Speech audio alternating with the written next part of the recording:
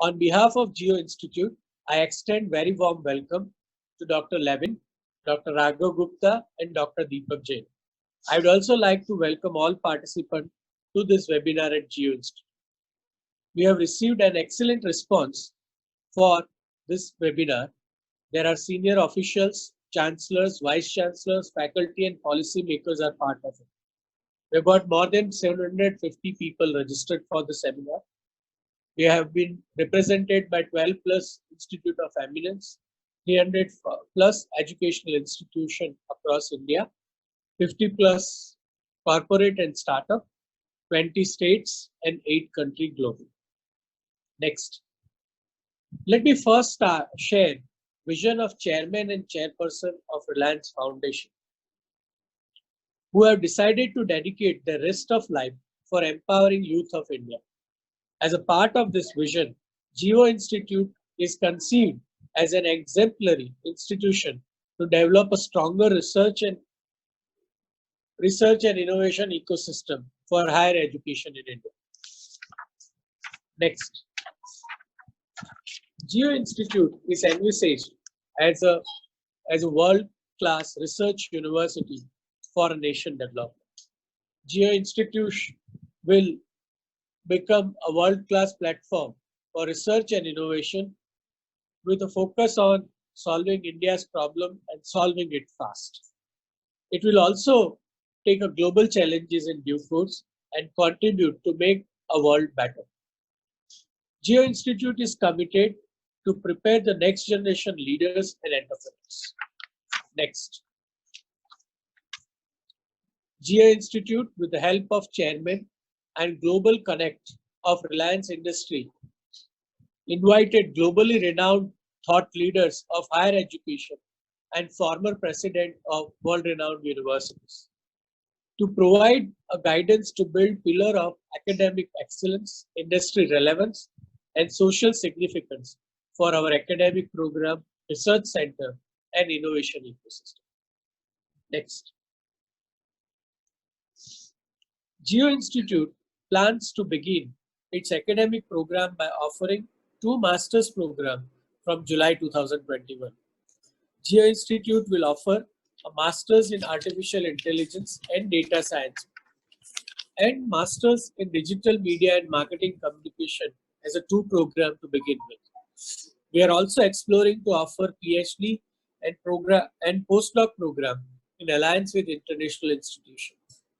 We shall also develop a center of excellence in the area of AI and AI for health, AI for agriculture, and AI for retail. Next. Geo Institute is developing its initial campus at a New Mumbai, a place called Ulve.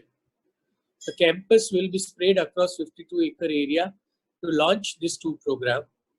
Ulve is very strategic location for Geo Institute, as it will be only 10 minutes away from the new airport that Mumbai city is building, as well as it will be 10 minutes away from the new sea link that Mumbai is building to connect South Mumbai to New Mumbai, around 10 minutes away. We have also started a process and initiated a recruitment for the faculties and staff, and we will be having 10 to 12 leaders who would be running this 2 programs from July 2020. Next. Geo Institute has also started its outreach activities by bringing the global scholars and thought leaders to India. As a part of this series, we are conducting today's webinar with Dr. Rick Levin, who was a President Emeritus of Yale University. He was also instrumental in developing Yale NUS Liberal Arts College in Singapore. Now I request Dr. Levin to deliver his address on online learning in higher education. Thank you. To give this talk to a number of leaders in the higher education sector in India.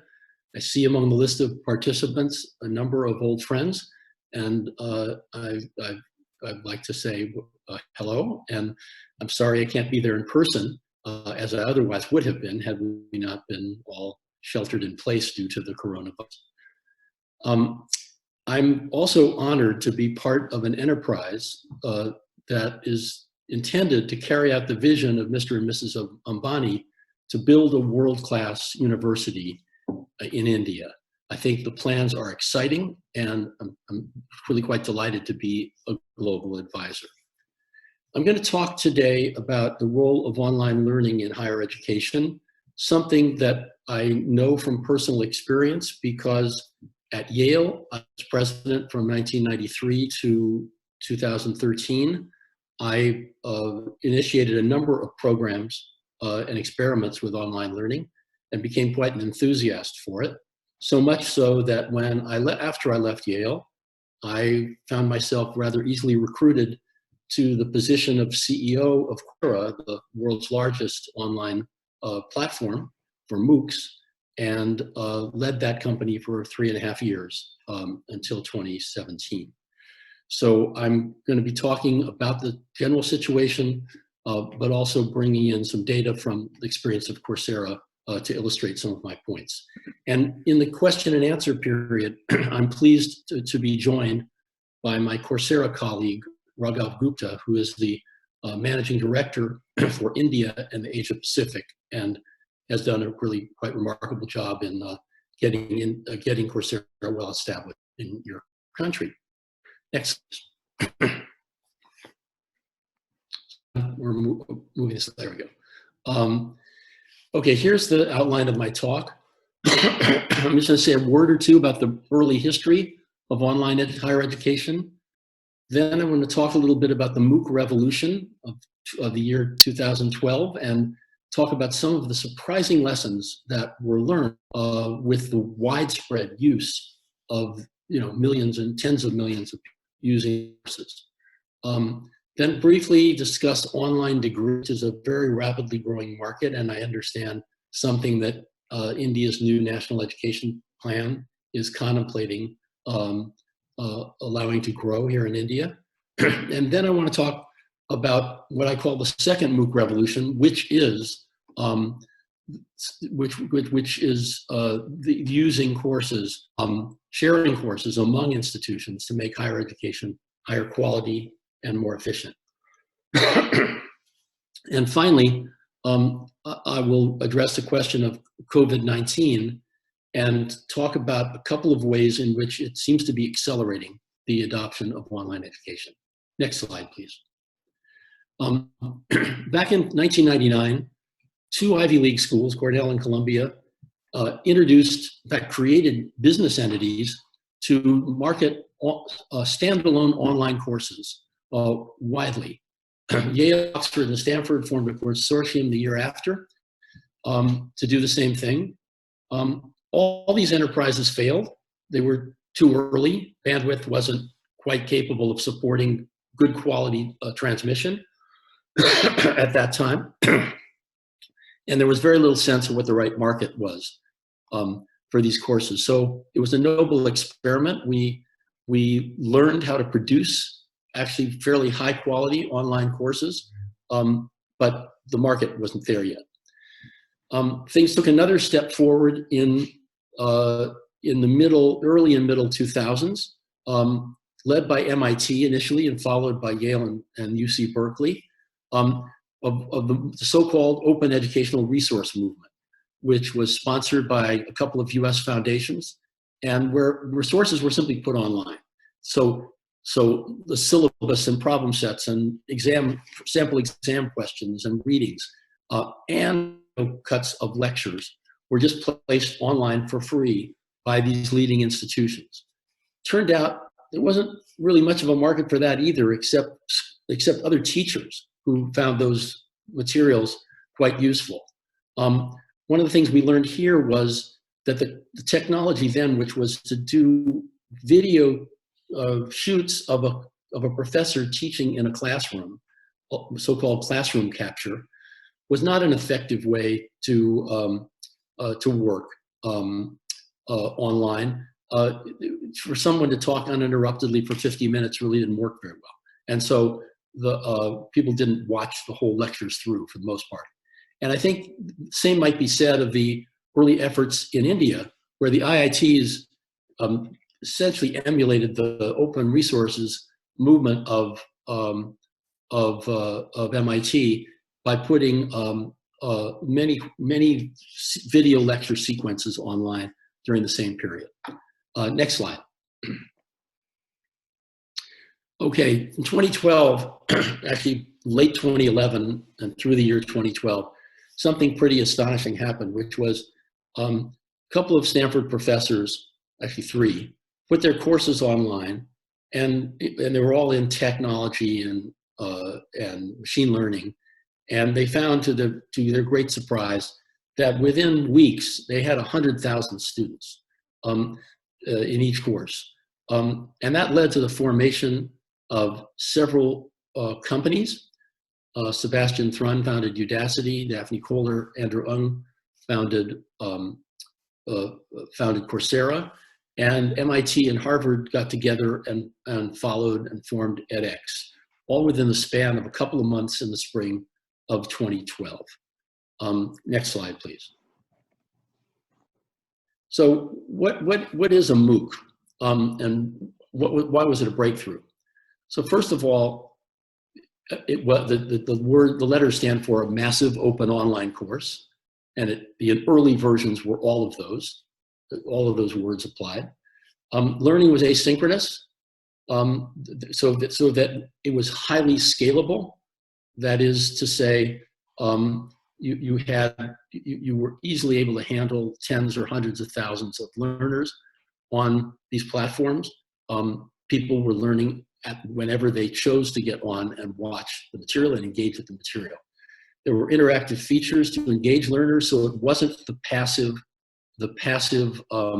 use case that we saw earlier of just an unbroken lecture. And these were offered at either for free or soon at very low cost for if you wanted to earn a credential that you could advertise as a qualification. And the courses were typically offered through content aggregators such as Coursera, edX, Udacity, FutureLearn in the UK, and a little bit later Swayam in India. Next slide. Well, what were the features that I talked about, interactive features? First of all, short modular videos. Second, they were broken up with in-video quizzes, so people would not get bored.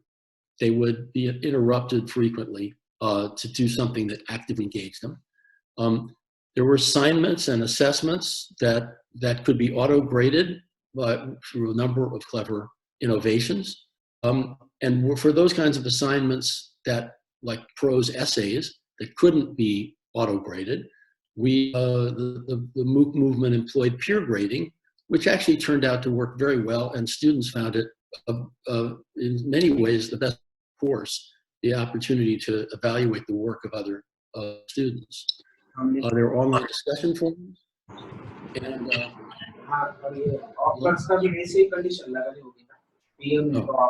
getting some other audio coming in. Sir, I hope it's working fine now. Okay, we're okay. And there are also individual and collaborative projects online. So MOOC was an active process of active learning, even though it was synchronous and there was no live instructor. Next slide, please.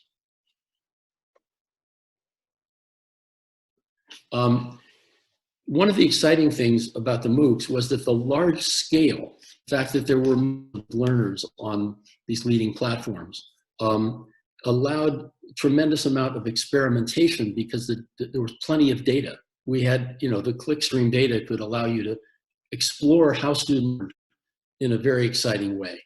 And there were some simple questions that could be answered very early on just by experimentation. For example, what's the optimal length of a lecture segment? Well, I already told you it's not the usual 50-minute lecture. They say that's convention in the United States. But rather, it turns out that you want to maximize the completion rates of students in a course. You want the lecture segments to be between 6 and 8 minutes. If you want to maximize completion, what's the course duration? Well, after a lot of experimentation with that, we settled on 4 weeks. That much longer courses, normal offering in a university is a semester-length course, which is 12 or 13 or 14 weeks long. Those had very low completion rates. We did much better with the 4-week courses, and you could chop up semester courses into a sequence of short courses. Should courses be offered? That was another experiment run very early on, and it turned out, why should we be slaves to the agrarian calendar that universities work on? Why should we offer courses in the United States every September and every January and go home during the summers? Students are engaging in online learning all year round, and so we settled on starting courses every month. We actually experimented with completely on demand, start anytime. That didn't work well because students liked cohorts. So we have monthly cohorts, so you have people to talk to in every session of a course. We also use the data to test the validity of assessments, because you could try alternative questions, alternative types of assessments, and get fairly large samples fairly quickly.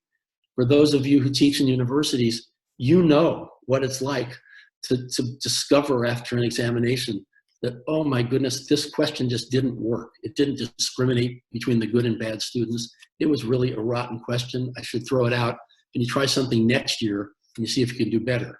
Well, the great thing about working online is you can try something not next year, but next week.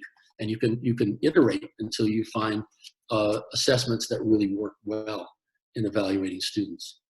And then finally, there was a lot of research done on what was the learning, what happened with learning with MOOCs.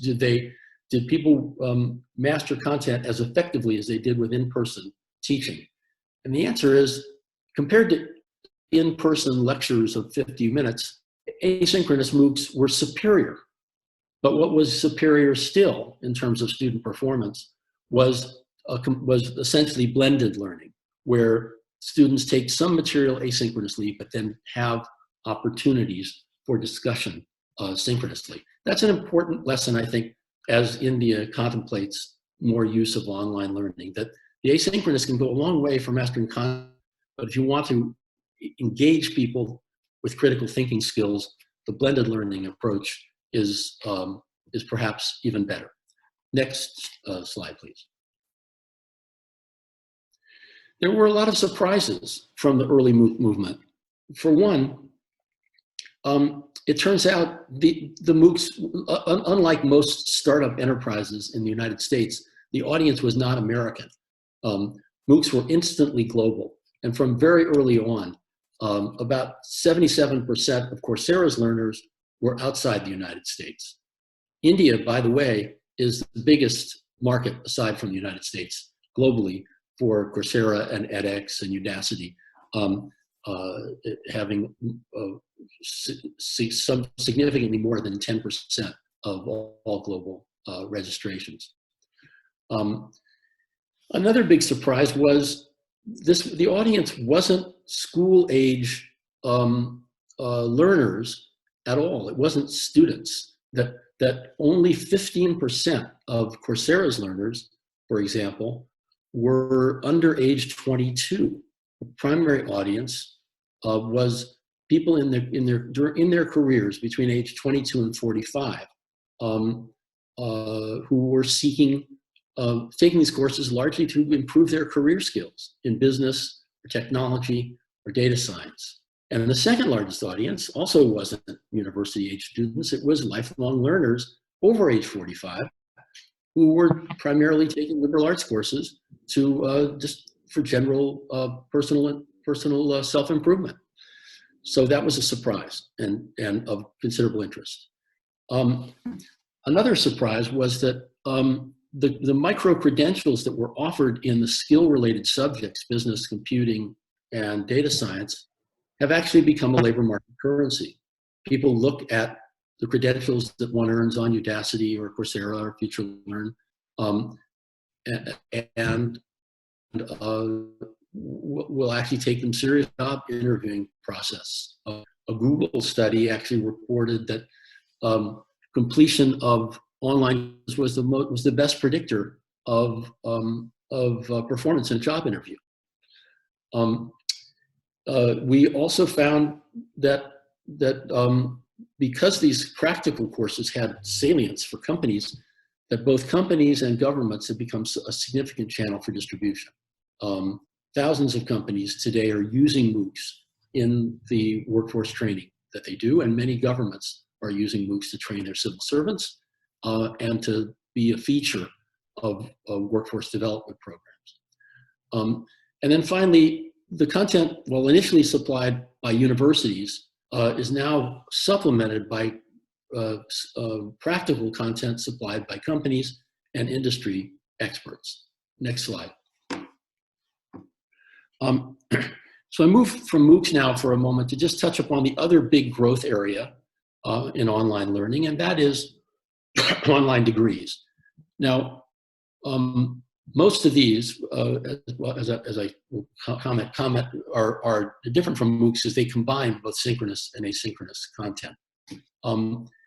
Online degree programs started to grow in the 1990s, led initially by a number of for-profit companies that constituted themselves as universities, and actually ran into a lot of trouble in the United States in their second decade, in the 2000s, because the completion rates were terribly low, the prices of them were very high, and students typically financed them by student loans, and they didn't complete their degrees. So about half of the student debt burden by the 10 in the United States, half of the in the US was taken by people who were enrolled in these for-profit universities. So they've been more regulated now, but in the meantime, reputable universities have started either using their learning management systems or employing the services of an online program management company or using a MOOC platform to advance their courses. And there's been a remarkable amount of growth. By 2017, 30% of all the master's students and 13% of all the undergraduates in the United States were enrolled in fully online degree programs, which is really quite a remarkable development because that number was, down lower than that by a factor of 10 years earlier. Next slide. Yeah. Now, interestingly, most online master's degree programs charge fees that are nearly the equivalent of university residential programs. Those of us in the MOOC world thought this was ridiculous. Costs are clearly lower. And to the extent you use asynchronous content that's highly scalable, it should be dramatically lower. So in 2013, using the Udacity platform, Georgia Tech offered an online degree in computer science, a master's degree, and demonstrated brilliantly that a high level of quality could be achieved at very low cost and very high scale. They've had over 10,000 students since 2013. They're the largest producer of master's degrees in computer science in the United States, and they offer their degree program at a price of $7,000, which is,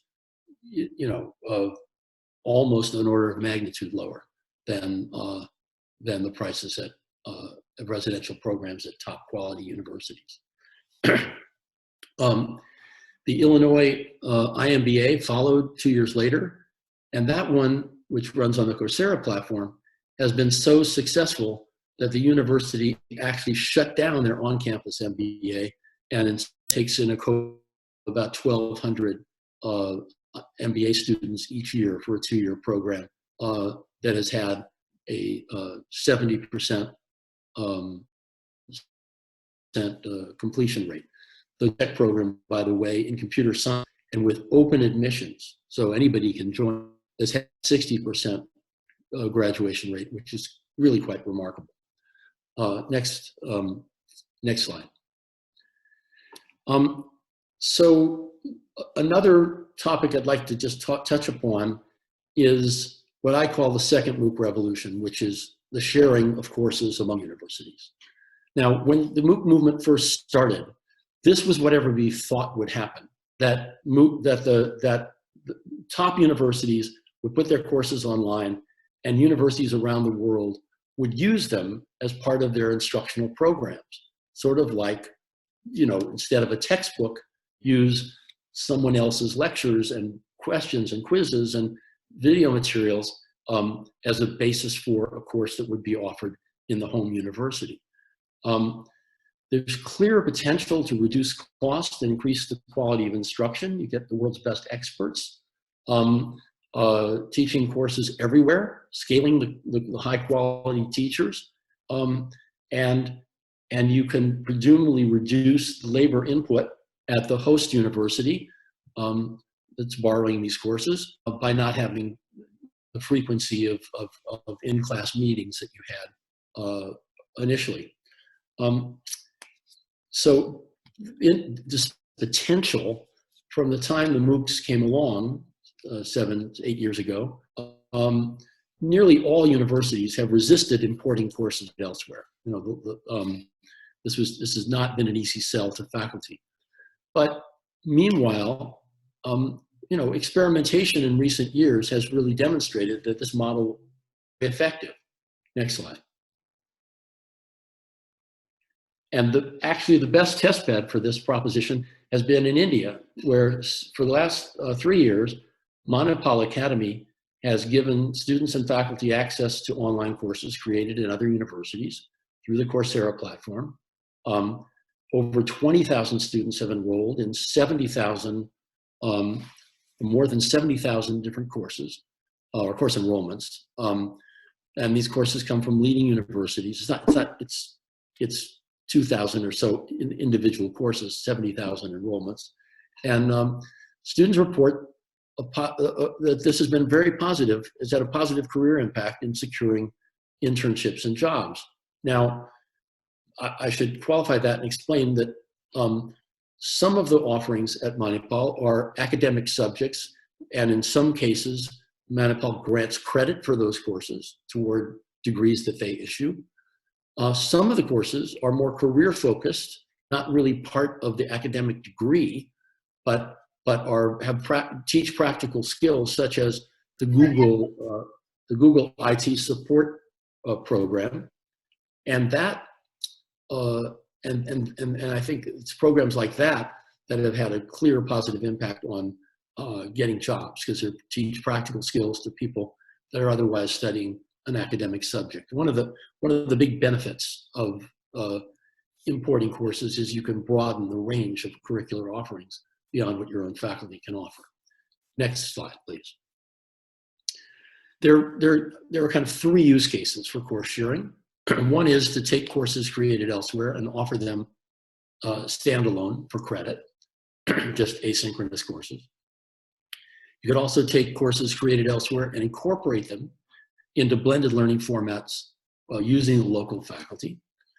Or third, as I mentioned, you could take courses created elsewhere without credit, but those might have 2 use cases there, subcases. One, to explore new disciplines, like if you're studying chemistry but would love a literature course, or to learn valuable career skills such as the Google IT certification. Next slide, please. With the success of the Manipal and several other experiments behind us, in October 2019, Coursera launched a program called Coursera for Campus, which gave unlimited access to 3,000 courses for students and staff at participating universities. The content and credentials came from top universities and companies. It gave the universities access to robust data analytics on their users. And all this package could be had for $400 per user per year, which means you could provide a fraction of a student's education at that very low price. So that's the new experiment that's underway. Next slide. And finally, I want to talk a little bit about COVID-19 and its effect on online learning. With millions of people confined to home, we've seen a tremendous surge in enrollments on online platforms. Now, that's not just school children or university students. This is people who are working from home, and who are not going to work and have more time on their hands during the day. And we saw at Coursera, and I've heard from edX and Khan Academy, which services K through 12 students, that they have similar kinds of results. Coursera's enrollments in the month of March were 4 times greater than the same month last year.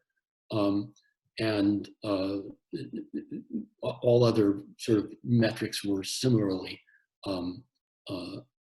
up dramatically. Next slide. Just to show you, enrollments were up across all geographies, all over the world. Next slide. And across all subject matter domains. Interestingly, the highest enrollments on Coursera have traditionally been in business, data science, and computer science, but the biggest jumps since the COVID-19 home confinement has happened have been in the arts and humanities, in personal development, rather than in the more practical courses. So that suggests that you've got this is people just seeing this as a time for self-enrichment while they're on furlough from their work or working from home. Next slide. Sorry, yeah, there we go. Okay. Another angle is to ask, what's the impact of COVID-19 on universities? So there's actually sort of 2 things going on here that are worth talking about. And the first is that universities have tended, first of all, the academic year in the United States was interrupted by the virus. For schools on the semester system, which typically starts in January and ends in May, the lockdown in the United States occurred in the first 2 weeks of March, depending what part of the country you're in, and that was right in the middle of the semester.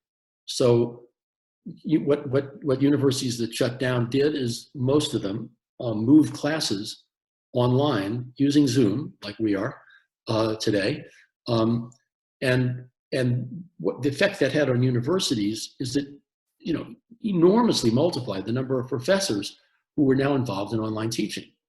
Now, this greater familiarity with online teaching may produce a lasting increase in interest in online modes of teaching, but it may not, because the initial results are kind of mixed.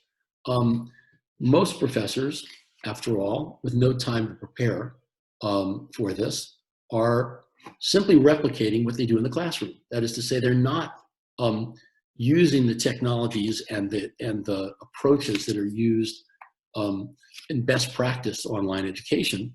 They're simply sitting in front of their camera at home, giving a lecture. I've watched some of these. They're not pretty. So and they're not exciting. They're not stimulating. And so you may find that now actually professors doing discussion-oriented courses, where the classes are small and there's 15 or 20 students, and you can put them in gallery view on your Zoom and see all the students' faces, they're working very well. So I think there's going to be a mixed response from the professorate about online education, and we'll just see how we cope with it in the future. Next slide.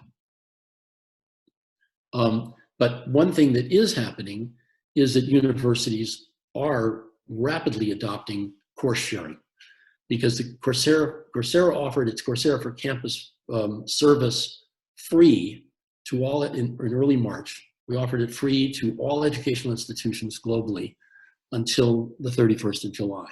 And presumably, if universities are going to be locked down next fall, that'll be extended. We had 24 unique new campuses sign up, launching 4,800 distinct learning programs. And as of today, this morning, 200,000 unique learners have enrolled, and they constitute 644,000 course enrollments. Now that's quite a lot of scale in a very short time. And most of these learning programs are just ramping up. So those numbers will go much higher in the next few weeks. And interestingly, the country with the most uptake on this new program has been India, where some 1,200 1,200 learning programs are being offered at 400 or 500 different universities. Next slide. So I'll come to a close now and leave plenty of time for questions. I want to summarize how online education is changing the way that universities operate. So 10 years ago, most universities did this and only this. They offered undergraduate and graduate degree programs on their campuses. Today, many offer fully online degree programs, and they offer mid-career learners the opportunity to earn micro-credentials from taking their courses. They offer learning programs for enterprises and governments. And finally, they offer courses for use in universities worldwide. This is a tremendous expansion of the role of the university in society. In that center circle, a typical campus might have 5,000 to 50,000 residential students on their campus, depending on the size. But if you look at the aggregate of what they can do through using online methods, their reach multiplies to hundreds of thousands or millions of learners that the university can serve. Some of the universities on Coursera have served over 10 million learners in the course of their history with Coursera over the last 8 years. So it really changes the way one thinks about the university's role in society. No longer are we just a small, isolated campus serving our local students, but we're reaching learners of all ages for essentially all types of learning that's relevant to their personal development, their academic growth, and their career development. It's a revolution, and it's been a very exciting one to be part of. And now I'd be happy to take your questions. Thank you.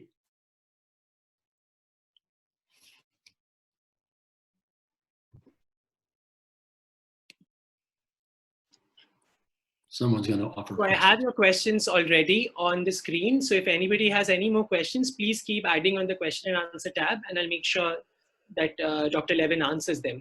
So we'll begin with the first question from Professor J.P. Gupta from Shiv Nadar University. So his question is that as far as current subject is concerned, the eye-to-eye contact that charges up a lecturer and tells him whether the material is being absorbed or falling flat would be missing, as also the real lab experience of conducting experiments, taking safety precautions, observing unusual events, and the total lab atmosphere. These will impact a student's performance after graduation. Your comments, please, Dr. Levin, on the same. Yeah, well, I think Professor Gupta is not wrong that all those things are considerations. Eye contact is not achieved in the asynchronous learning. That's true. But the student has greater opportunity to interact on the platform while the student is learning. And the student is not sitting passively in a classroom. The student is doing exercises and assignments and quizzes all the time as they listen to the lecture material. So there's a trade-off. You lose the intimacy of the classroom. You gain, in a sense, more active learning. This problem is overcome in small courses that are synchronous, where of course you can get eye-to-eye contact over these video technologies. I think labs do constitute a problem, and in the sciences there are some very successful ways to work online, And there are other sciences that are much harder. So for example, we have seen some US professors do some very clever things with simulation of both physics and chemistry experiments, and engineering as well, where you can actually, you know, have the student get the experience of being in the lab by, you know, the student makes adjustments and the simulator tells what would happen. That's much harder to do in things like biology, where it's not so precise and can't be calibrated quite that way. So you do lose the hands-on lab experience. Question: is that something that everyone needs, or is it a luxury that only, you know, that it'd be satisfactory to have only residential students have? So if you think about online learning as serving many different kinds of audiences, not all of whom are seeking university degrees, but are simply seeking credentials and self-improvement, I think these questions become less important. These stumbling blocks become less important. Okay, the next question is actually a combination of a lot of questions that people have been asking on the similar theme. So it was first asked by Dr. Dinesh Rajpurohit. So I'm going to paraphrase his question as best as I can. The question is about addressing the digital divide, wherein if 65% of India still lives in villages where internet connectivity is not very great yet, how does the whole model of online learning and online education then scale up, and how does it inclusively benefit a country like India? Well, if I may be a little partisan here, this is what Geo is addressing as a company, attempting to link up India with much higher bandwidth around, particularly in those isolated areas. So the time will come. It's a problem now, but online learning is not going to fix the digital divide. Online learning is going to be available once the digital divide is fixed, and be a resource that can be used in rural villages once that connectivity is there.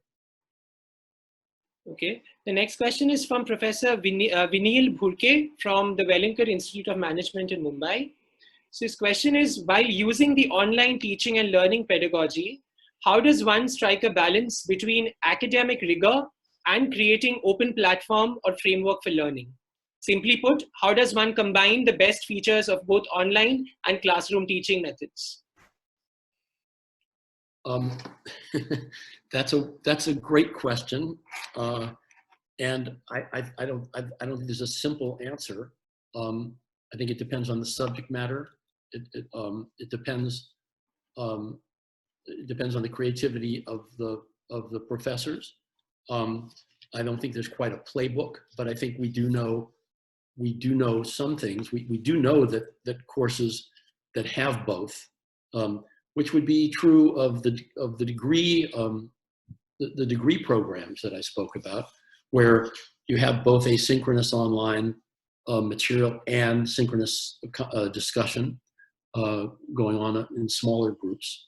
I think there have been some great successes. I mean, when you have a university like the University of Illinois, which is a highly respected university, deciding that this is very interesting, where the faculty decided, one, the students we're getting online are better than the students we get in our residential program, and two, the students are learning more effectively in this mixed blend of online and live synchronous online, passive online and live synchronous online, that they decided to scrap their residential program. So I think it is possible, and to achieve very satisfactory learning results. And again, it depends on the subject matter. I doubt you'd find a biology department saying the same thing. They would say, you really have to be live and present in the lab, and get a feel for the science. So it will vary, but I think it's a question we're all seeking answers to. Rick, maybe I can add a little bit of an illustration with what we are seeing in India to this question as well. And I think the question is from the Wellinkar Institute. Maybe an MBA related answer is more appropriate as well. So what we're seeing, and this is true for many universities who are using Coursera for Campus in India, is they're looking at this from three perspectives. There is a 4-credit standalone use case. So for an MBA student whose intent is to go and work in financial services, in today's environment, to learn blockchain is quite important. And if the institution is not teaching blockchain on campus, it could be supplemented with a blockchain course that is made available on a platform like Coursera. And this could be offered as an elective, and it could be 4-credit. The second use case that institutions are doing is to say, let's do a blended learning program. So again, building on the MBA example, if this is a class on marketing, the professor may say, go and take the digital marketing course online, and for the rest of the marketing program, we'll do it in the classroom, and I'll be a mentor to you when it comes to the digital marketing course that you're taking online. And at the end of this course, which is usually a 10 to 15-hour course, it will get supplemented with what's being taught in class, and maybe you receive 3 credits for doing the blended courses together. And then the third use case could be multidisciplinary, which is going beyond the curriculum. And today's environment for an MBA student, again, just building on that example, data science, data analytics related skills are extremely important. And if it's a scenario where data analytics is not already built into the curriculum, it could be going beyond the curriculum to say, let's bring data analytics, data science related skills to the student as well. The regulator in India already allows this, as most of us know, 20% of learning can now be online. And whether it be a combination of the 4-credit use case, standalone or blended, or whether it be the multidisciplinary use case, we're seeing a combination of online with offline add quite a bit of value to students, and as a result to the campus overall. The next set of questions, I'm again going to try and paraphrase this from different people. So it was first asked by Dr. Chandravardhan Gotial. So the question is mainly about the job sector. So does the corporate sector consider online education degrees to be at par with offline education degree? And if the gap is huge, then what steps can be taken to reduce this gap to truly make online learning effective? I'll answer for America, and maybe Raghav can throw in an Indian perspective. I think that that in some professions, in some areas, there really is an equivalence at this point of online degree and offline degrees. In some of the master's program areas, top programs like Illinois and Georgia Tech, which are top 5 ranked schools in computer science, I think their students have no trouble getting jobs. Their online students have no trouble getting jobs and are essentially recognized as the equivalent of the on-campus students. I think when you get further down the quality chain, there's still some skepticism about online degrees. But in some professions where there's where there's shortages of personnel, they're really the only answer. So for example, nursing, where there's a lot of online nursing work done these days, there too, the job placement record is excellent. And there doesn't seem to be a perceived problem about quality. Again, it's top schools that are offering these programs. Many top nursing schools, North Carolina, for example, have large online nursing programs that are very successful. So I think there are cases of equivalence, and there are many, such as the for-profit universities offering bachelor's degrees, that really are regarded with some skepticism. So I think over time it will evolve, but at the moment there's some promising signs. Raghav, what do you think about the situation in India? So if I were to broaden the question to beyond online and offline degrees to, let's say, what does corporate India, see value in terms of building skills of employees, not just future employees who are coming from degree programs, but just looking at the skills of its existing workforce. We see a significant amount of companies moving to online learning for learning and development. And maybe I can supplement this with some data from Coursera. So globally, there are about 53 million learners on Coursera. Of these, 10 million are in the US. And after that, 6 million are in India. It's the second largest market. And out of those 6 million, almost 5 million are working adults. They're not students in campuses. They're working adults who are looking to upskill themselves. A lot of these are programs that are sponsored by organizations because for companies whose businesses are changing so rapidly because of technology, companies are looking to upskill, reskill their employees in, whether it be business or technology or data science or personal development skills.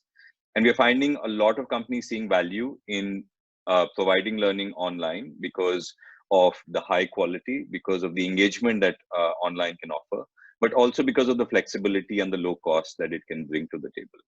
And a data point which I find quite interesting is on LinkedIn, people who take courses on Coursera go and put their credential on LinkedIn. And it's the second largest single source of certifications on LinkedIn globally in the world, because for professionals to signal that they have learned a particular skill on LinkedIn is a representation of the value that the job market sees as well. And so, Rick spoke about online versus on-campus degrees.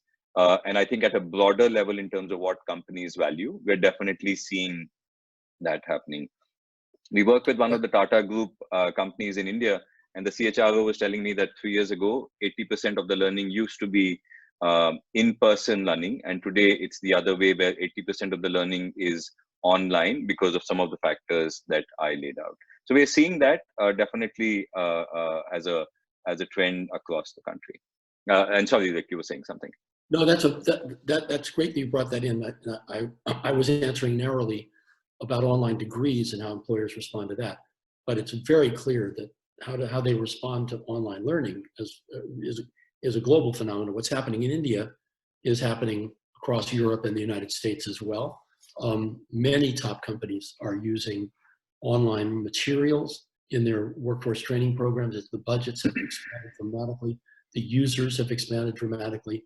There are now a very substantial number of enterprise users on the Coursera platform, and it's growing at a much more rapid rate than the people that are not taking it through employers. The business Coursera business sales to companies has been a very rapid growth area, and we know that's true of our competitors as well. So there's a lot of opportunity there, and companies wouldn't be buying the courses for their employees unless they thought they were valuable. So next question is from Mr. Rajan Saxena, who has been heading one of the top management institutes in our country, the Narsi Monji Institute of Management Studies. So he says that online learning experience is different from campus learning experience. Hence, students are often not willing to pay the same price. For example, students from the Harvard Business School have petitioned the dean for concession in their fees. So how can we make online learning an enriching learning experience, especially when we focus on social learning experiences? Well, this conversation has been going on in the United States at many campuses since the lockdown. And I think it's obvious that there are components to the residential experience that are simply not accessible, not available, and can only be imperfectly replicated online.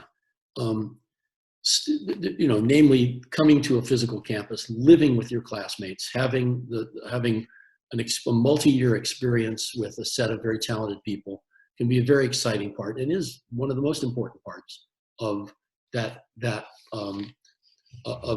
formative experience at a stage of one's life when one is developing as a person.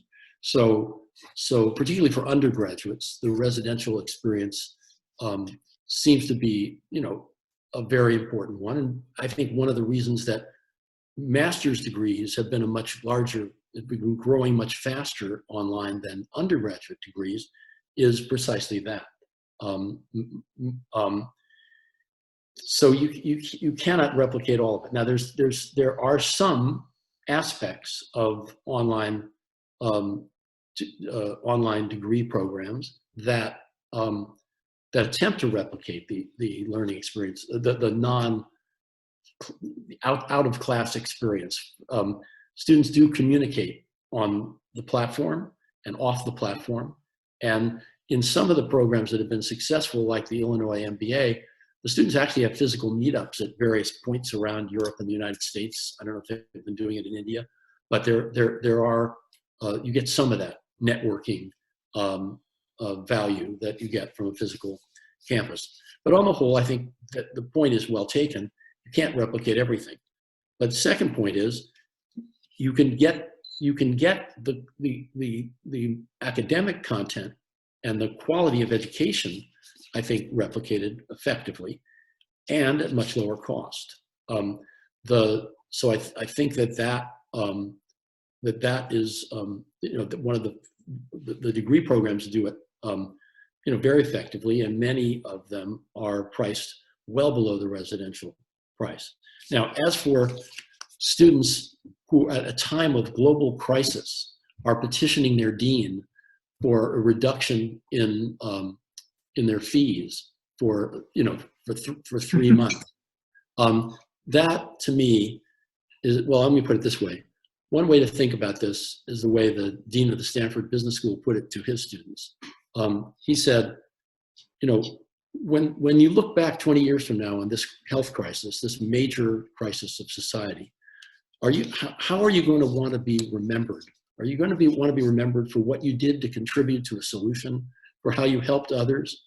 Or would you like to be remembered that you were a student activist at that time petitioning to have your tuition lowered? I think that pretty much sums up the answer. This is a temporary emergency, and of course, if you ask if we were going to be entirely online, would we charge the same tuition? Probably not. Probably charge a lower tuition. But for the time being, I think everyone's coping. Everyone's making sacrifices. And Rick, if I may, Rick, can I add something to it? Hi, Deepak. Welcome. Hi. Now, Rick, what you said about the Stanford thing, when I had 3 such occasions. My first day of Kellogg School Dean was 9/11. That's the day I started my deanship, and September 11th. The second one was SARS 2003 in Hong Kong. I was the dean, and third one was the tsunami. I was there. I tell the student the same thing, that you are a student for 2 years, but an alum for the rest of the life. So rather than asking for tuition waivers, we will give you more value-added online modules for the rest of your life. So look at it at the lifetime value of being a Kellogg student or being an INSEAD student or something, that you are going to get much more than what you paid for the rest of the life.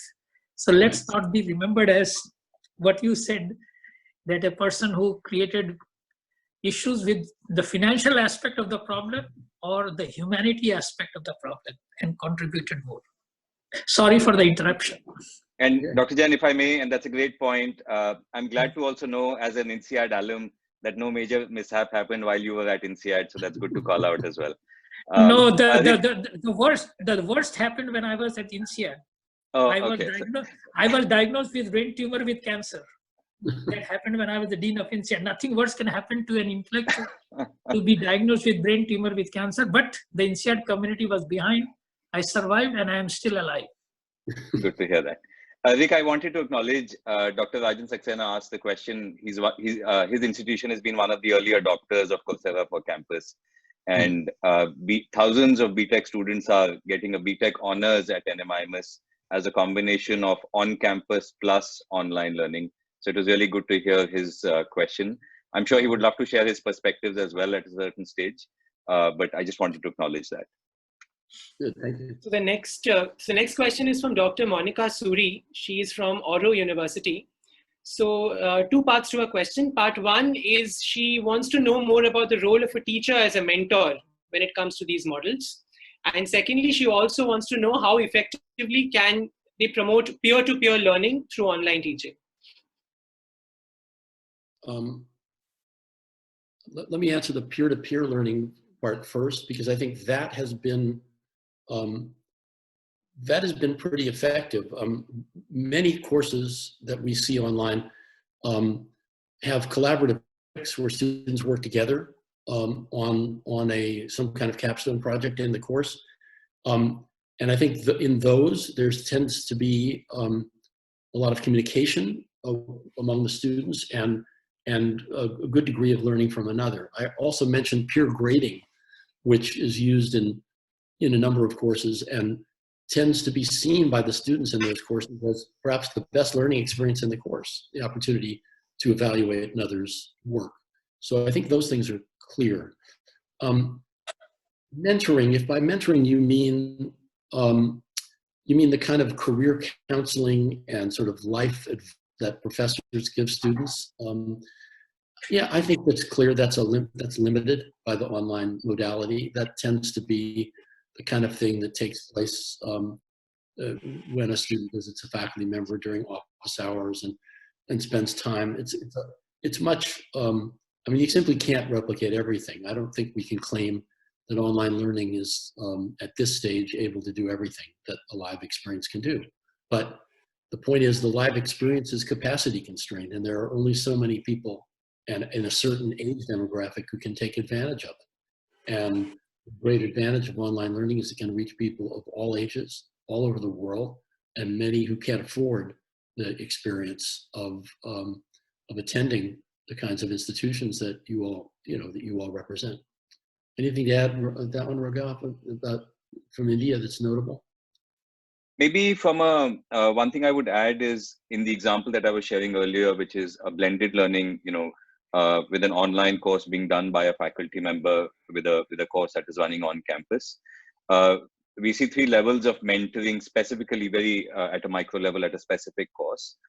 Because there are thousands of courses available online, I think the first role professor plays is helping students select what's the relevant course material to be picked online. Second, essentially, faculty provide office hours to say, the example I was sharing earlier, that it's a marketing class, but digital marketing is being, let's say, taken online. So faculty might provide office hours to say, if you have questions that you'd like to discuss, you can come and have a conversation around that. And the third, along with the project work or the casework that might be available online, adding to that with the relevance of what the faculty might want to bring from a casework standpoint, so that in groups, let's say again in an MBA class, students can work together. And that's the mentorship role that faculty provides, just very specifically at a blended learning course level kind of a use case. So the next question is from Mr. C. Rajkumar, who is the Vice Chancellor of OP Jindal Global University. So I'm just going to quote him. So thank you very much, President Levin, for your time. My question is, the current crisis has created a new imagination for online education. Do you think that universities in India should consider online education even beyond this crisis? And what are the new innovations that online education needs to undergo for it to be acceptable, particularly for undergraduate education? I am particularly keen to hear your view on the future of study of liberal arts, humanities, and social sciences through online education. Thank you, Raj. Nice to hear your voice indirectly. I visited Tyndall Global University years ago. It was just getting launched and made impressive advances over these years. I think obviously that online learning will persist beyond this crisis for sure. It's been growing rapidly before the crisis, and I think the crisis will tend to spur further growth. My own view is that probably online liberal arts education is one of the least adaptable of forms to online format. That is, at least to the scalable online format. I think you could do, I think you can effectively do Zoom conferences with 15 students and pretty much do what you can do in a classroom in terms of advancing critical thinking and reading a novel deeply or analyzing a historical episode deeply. That would be done in a discussion-oriented class at a liberal arts college. But that is simply replicating the classroom and it's scalable. And frankly, I haven't seen any liberal arts courses of the scalable type that really successfully, effectively do the kind of encouragement of critical thinking that you can do in a small class format. But I would say that's true of lecture courses, in a live university as well. I mean, I think where you really get the full value of the liberal education is in the small discussion sections where a student has to defend an argument, has to frame, has to sort of frame an argument and it against other criticisms and learn how to be adept at thinking logically and critically and rationally about constructing a point of view.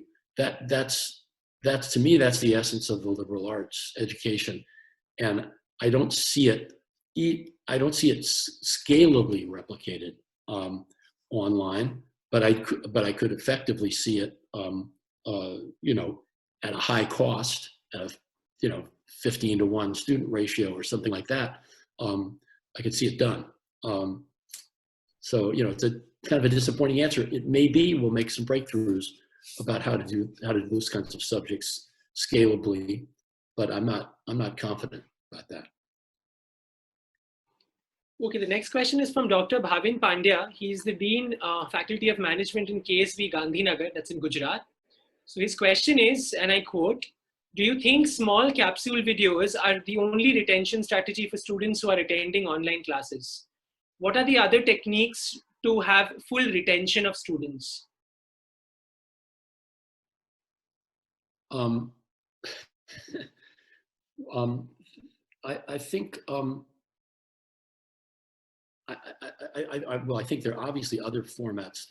I was trying the idea of short video repeated interventions to keep is a technology for the asynchronous learning that we talked about, which is scalable and can be provided at very low cost. Remember, just to put this in perspective, the individual courses that you can take on platforms like Coursera and edX are available you can earn credentials at $49 a month. They're very reasonably priced compared to any kind of live instructional program. So for that type, in that setting, I think I think the techniques that we're using work well. I think you can keep students interested in lots of other ways in essentially higher cost formats. The direct small class discussion session over Zoom is a way to keep students engaged, effective, but it's not. But it isn't scalable. It is effective, and there are entirely other ways to keep people engaged, which don't rely on video lectures at all. So interactive gamification, for example, is a way to get high engagement without any human interaction. There are a lot of K through 12 type gamified learning technologies and products available. One of my favorites is DragonBox, which is a algebra learning tool, which is it's really fun to do, and it keeps students engaged. So there are lots of alternative technologies that can be used besides video and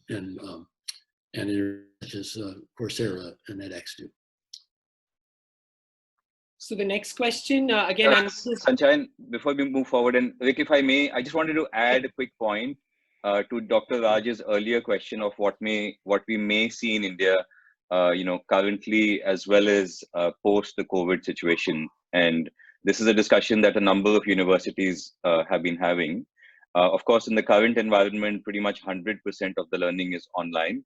But in some of the discussions that we've been having, it feels like, once things come back to normal, and we don't know how long that will be, likelihood is, and I say this more for engineering or management programs or maybe for commerce programs, that we may see 20-25% of learning continue to stay online while the rest may come back to being on campus. And I think it might be helpful to call out that there are probably four elements of a learning ecosystem from a technology standpoint that universities might need to think about. The first one is real-time communication technologies. Tools like Zoom, where you can communicate real-time, or tools almost like Google Docs, where you can work together, collaborate together real-time. That's one bucket. The second bucket is online learning platforms, where readily available content or content authored by faculty of a university is available, and Coursera comes as a part of that bucket. The third is LMSs, so learning management systems, the Blackboard, the Moodles, and so on and so forth. And then the fourth bucket is proctoring and online assessments. A combination of these four, at least within the learning ecosystem of the digital capabilities that universities need, may be able to help put in a system which can enable universities to think through the medium term and the longer term, and to say, once we get out of the current situation, how do we prep for what the medium term and the long term might hold? So I think those are helpful buckets to be thinking about. So the next question, again, I'm going to take it from a lot of different questions and paraphrase it as best as I can. So it's mainly about assessment. How do you figure out assessment when it comes to online learning? And not just assessment in the traditional format, but also continuous evaluation, especially in courses which demands quality checks at extremely regular intervals. There are many formats, but many of our courses have very frequent assessments. They have short in-video quizzes that pop up every 6 or 8 minutes. So you're getting, and you're getting feedback. They have, and then they have formative assessments and summative assessments during the course of the even the 4-week program. So that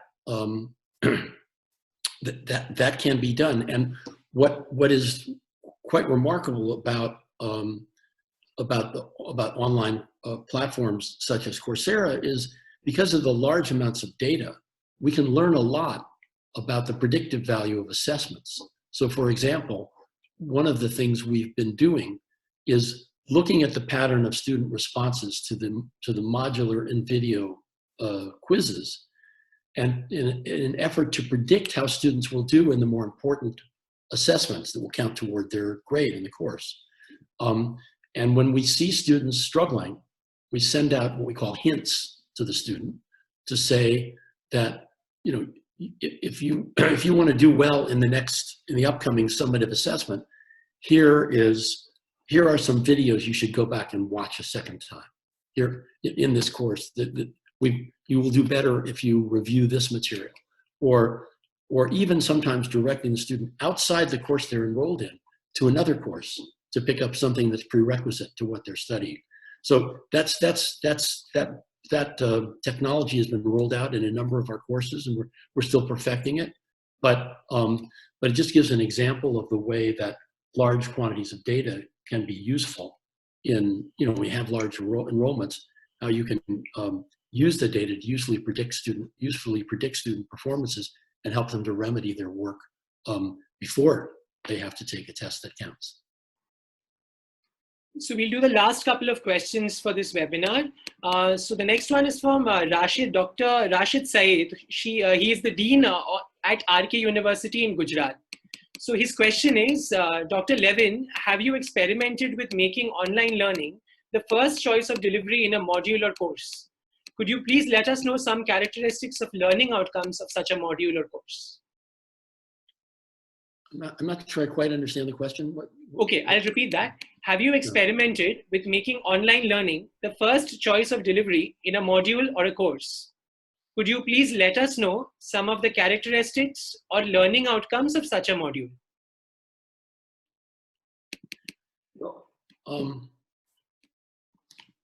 I guess I think I know that, I think I mentioned before, the learning research, maybe I'm missing the point of the question, it's not sure. The learning research indicates that if you want to get superior results on student performance in a course, actually a blended format is the best. That taking material online in sort of modular form where they get where it's active and they get frequent interventions, and then supplementing it with opportunities to ask questions of a live instructor, actually produces, this was an MIT study done a few years ago, this produces the very best performance. Second best is the modular, highly interactive, asynchronous learning, and third best is live teaching all by itself. So that's the that's what the results are in terms of learning research. I've not personally experimented with my own courses, and I thought if that's what the question was asking, I don't really have anything to report. So the last question for this session. So this question, I've got it from multiple sources. So I'm just going to say the question. It's about, has anyone experimented online learning models of doing PhDs online? Has there been any thought process about the same? Where does it stand at this point? Or is it something we should not be looking at? I think it's not a good idea. And most professors, I think, would agree. The PhD is a highly personal experience. I mean, you're working with advisors when you're beyond the qualifying stage, but when you're at the actual stage of doing independent research and preparing a dissertation, that requires one-on-one mentoring with the professor. It requires a lot of attention. I mean, a good PhD program, a good student would get a lot of attention. A student would get a lot of attention from one's mentor. And you really, I think PhD programs still have a kind of apprenticeship model guiding them, especially in the sciences where you work in a lab. So I don't see PhD, and the numbers are smaller. I mean, the number of PhDs being produced are small, and it's not clear that there's a great value to expanding that greatly, since the employment market for PhDs in most parts of the world, India may be an exception with the growth you plan in higher education, but in most parts of the world, it's PhDs we're overproducing PhDs. We're producing way more PhDs than there are jobs available for in the universities. So I don't see really any prospects for PhD programs going online anytime soon. Okay. Thank you for patiently answering the questions. I would now like to request Dr. Deepak Jain, who is the Vice Chancellor of Geo Institute, to just present some concluding remarks. Okay. Thank you, Rick. And good morning or good evening or good day to all of the participants online.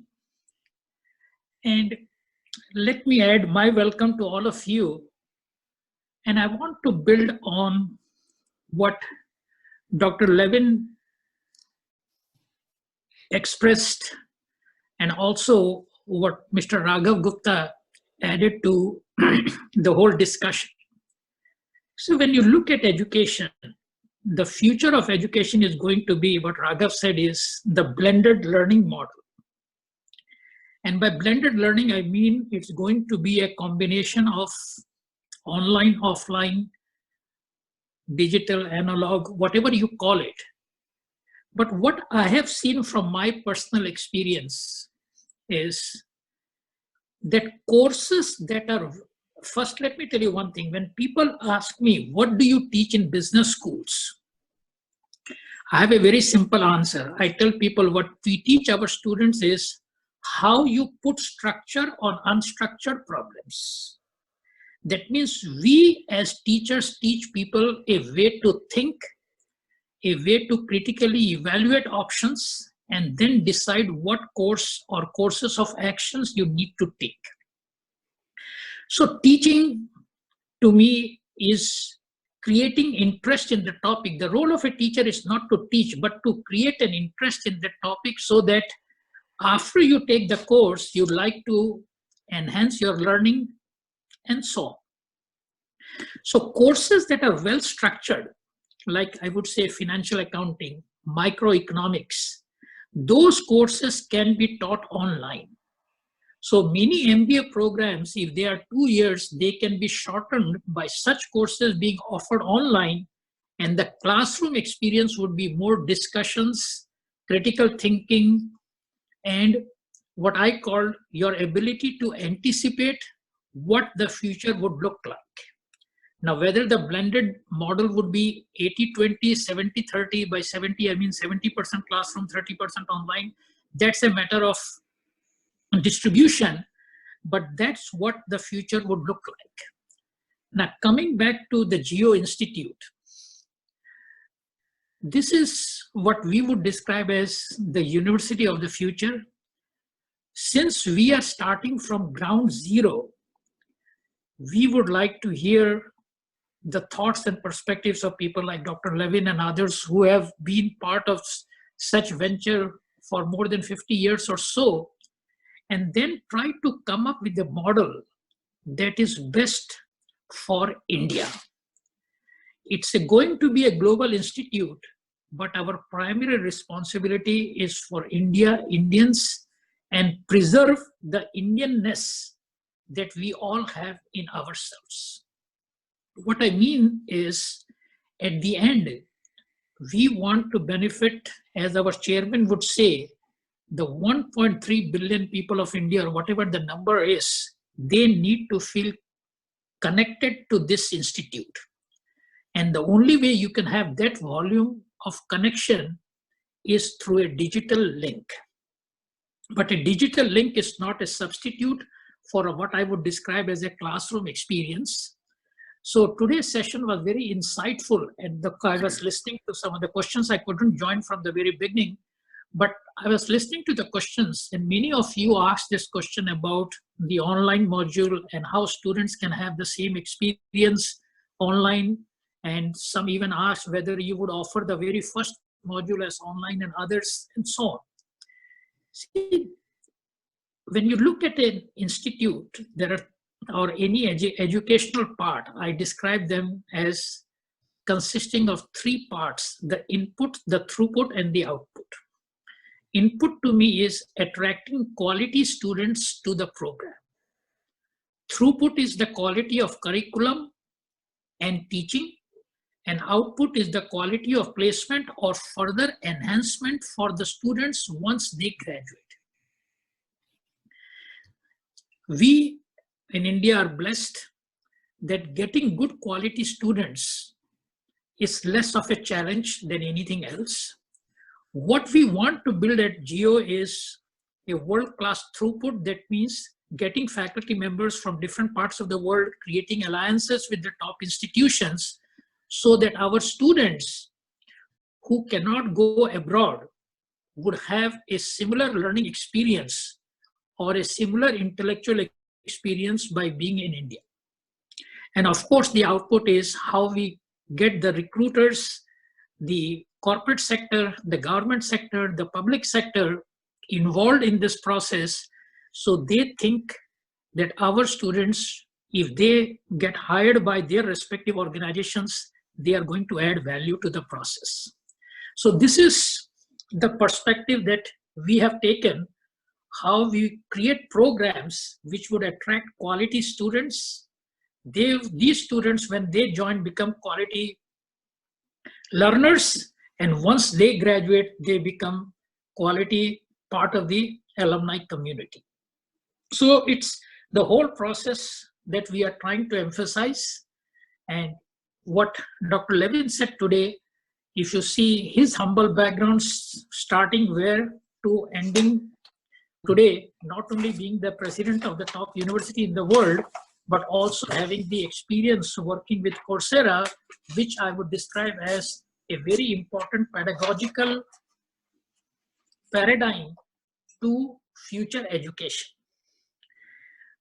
I have also been in this business now for 41 years and had the opportunity to work at many institutions all over the world. But I want to just end today with 3 personal experiences given what we are facing today.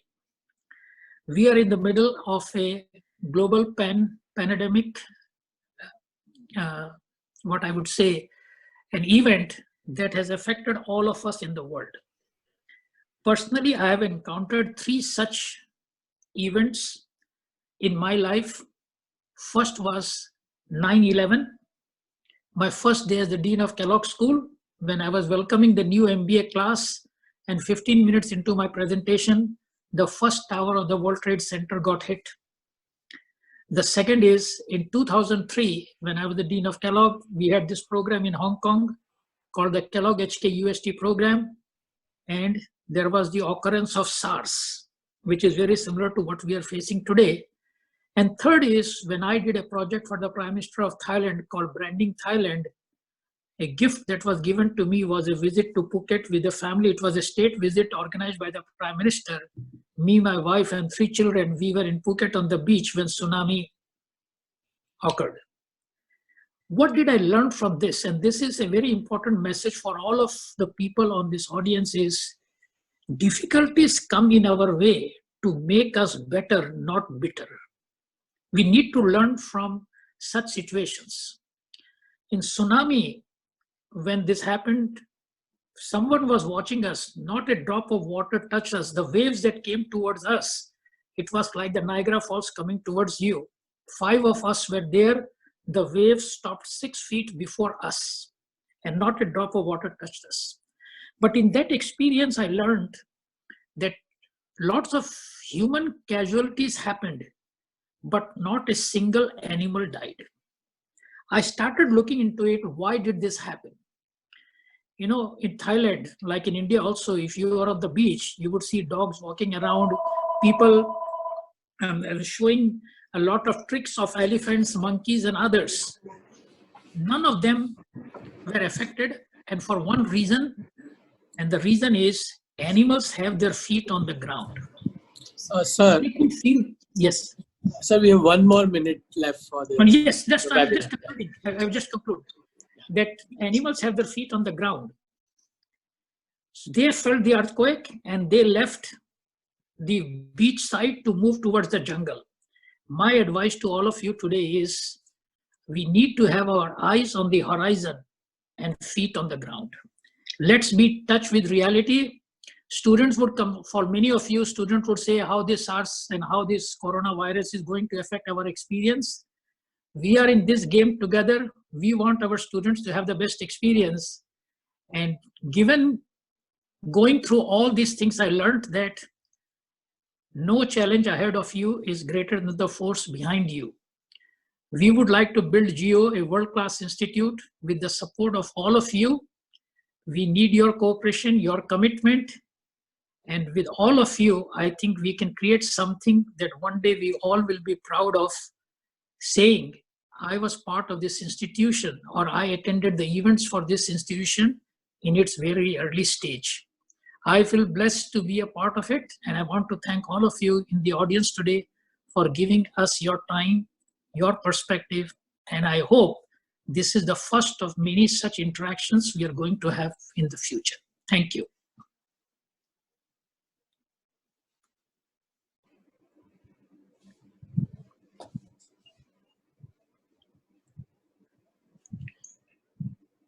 Sanchayan? I'm done. Yeah, Thank you so much, sir. I'd like to extend, as Dr. Jain said, I'd like to extend my heartfelt gratitude to all our panelists. Your perspectives were really appreciated and insightful. And also a big thank you to all the attendees. I hope that we see you again soon. As Dr. Jain said, we will be conducting many such webinars in the near future. So everyone, please stay safe and see you soon. Thank you.